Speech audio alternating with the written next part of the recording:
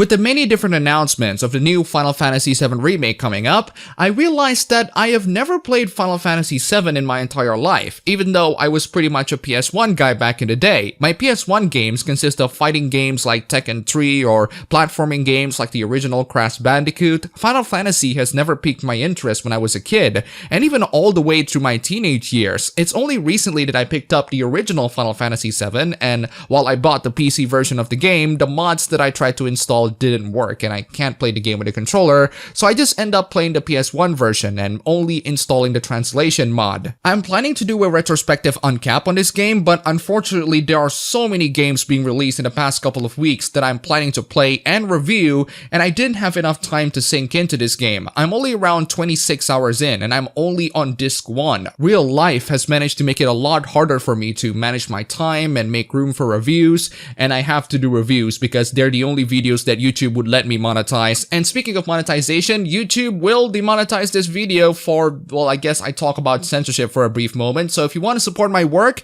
you can do so by checking the links down below, or spend some time to watch my Uncapped series because they're the ones that still get monetized. Also, huge thanks to Frankie and Retro Knight for the pledges on Patreon. You guys are fantastic. Anyway, going back to Final Fantasy VII, how does it feel like playing this game in current year as someone who has never played this game back in the day?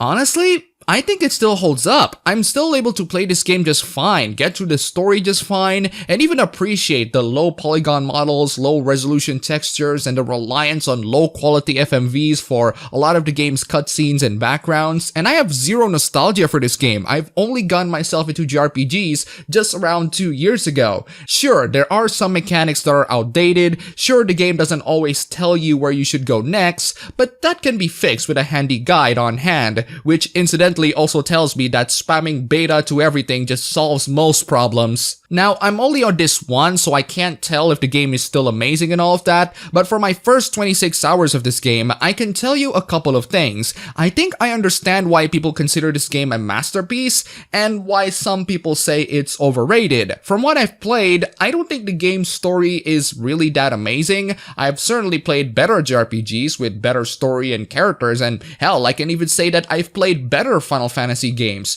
But what truly makes the story special is the experience playing through them. Playing the game on the PS1 with that low resolution textures and badly modeled characters, it feels so magical because you're letting your imagination to play here. It reminds me of back when I was a kid playing these PS1 games where I don't really think of the graphics that much. All I think about was the experience playing as the characters of the games that I'm playing. And the charm, in my opinion, cannot be replicated anywhere else, especially with a remake where they just show everything, and that's simply not as magical in my opinion. Now, considering that I have played and loved the experience that the original gave to me, I am doubtful that the remake can provide an equally fulfilling experience. In fact, I can even go as far as to say that the remake of the game is unnecessary. The original is still there, it's still amazing, and it has all of that charm. All that Square Enix need to do is to update the textures, update the character. Okay, that sounds like what the remake is trying to do,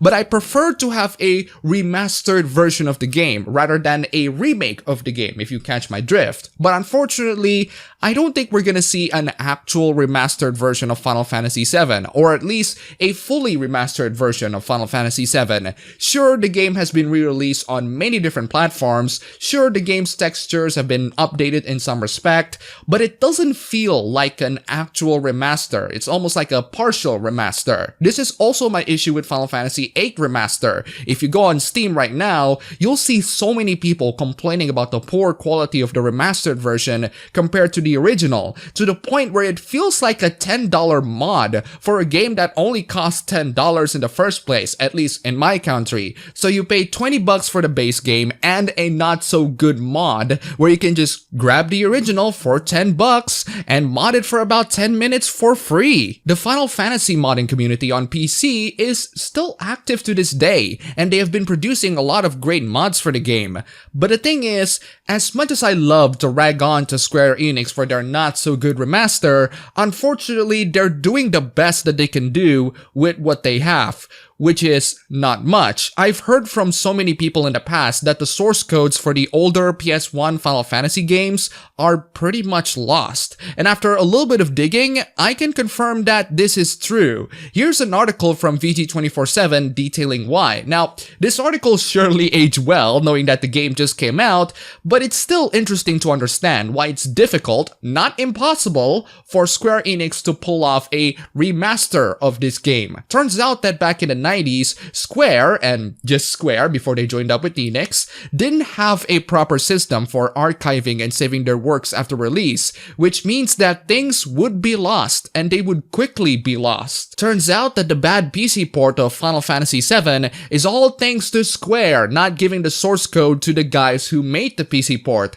What they did was to give an older build of the game, littered with bugs that have been fixed by the final release, and even complete with scenes that have been cut for pacing and tone from the PS1 release. And even then, not even the PC source code is saved. This doesn't happen with Final Fantasy IX. Most of the game's source is still pretty much intact, and the game gets to enjoy higher resolution textures and other similar improvements. But this does happen with Final Fantasy VII and of course Final Fantasy VIII.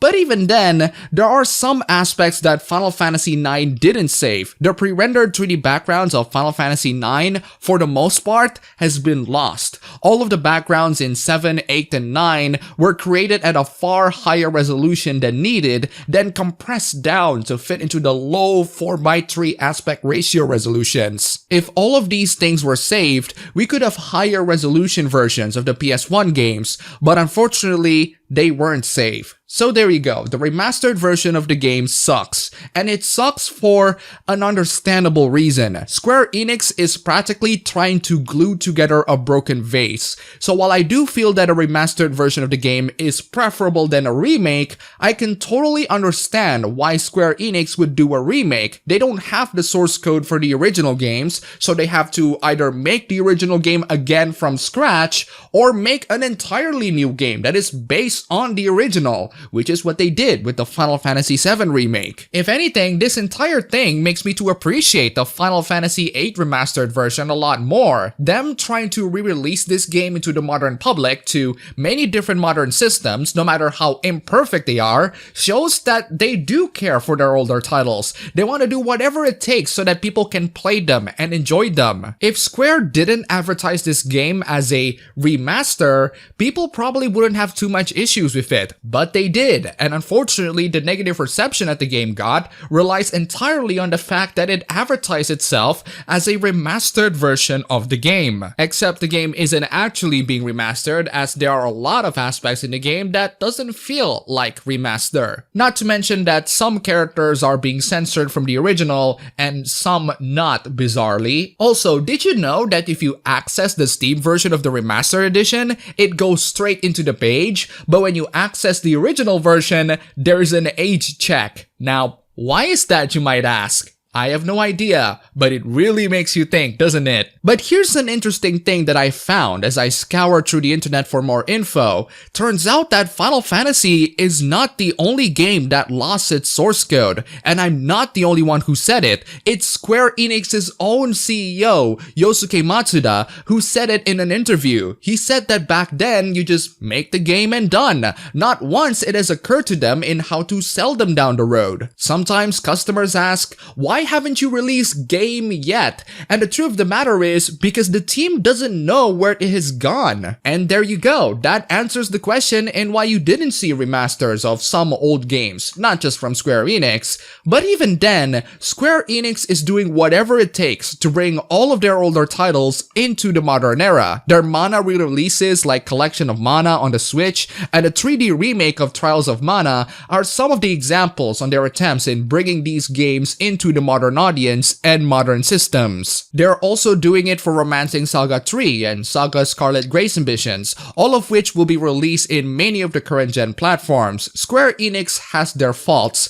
but re-releasing their old games into the modern times is not one of them, even if their attempt isn't exactly the greatest. But this does bring us into a more important discussion, which is the importance of preservation. Whether we like it or not, technology evolves, and people's standards for them also also evolve with it. Back then, people wouldn't care if you develop your games at a 4:3 aspect ratio, and now they do, because 16:9 becomes a gold standard. No one uses those old square CRT monitors anymore, except if you're like a very hardcore old tech enthusiast. Back then, 1080p is a very wild and unrealistic dream.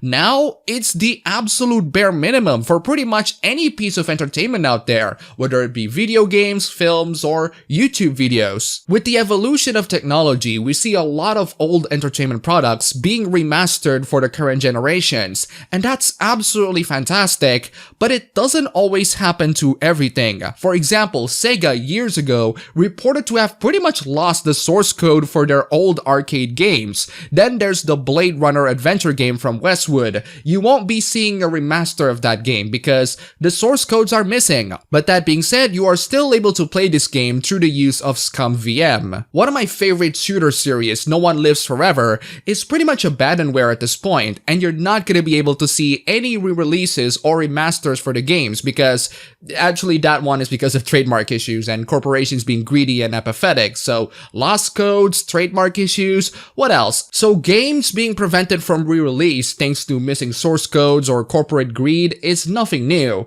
I'm just so glad that we can have so many old games being remastered and reworked for the modern times. I'm so glad that we're able to find ways to digitalize older cartridge-based games so that people can still play them just fine in current year with emulators. I'm so glad that we have a dedicated fan base of people with technical expertise that are capable of doing what they can do to bring these games up to standards and save them for the future generations. I'm so glad that we have game companies who are willing and doing their best with what they have to port their older titles into the modern systems. And even if the remastered versions are not up to par, the original versions are still there, and you can still play them at a lot of systems these days. Even your phone, this portable machine that you carry every day, is capable of playing older titles just fine. Back then, if you want to play these games, we need to have our own dedicated game consoles to play them, some of which you need to hook up to a TV, and here we are in current year where I can enjoy some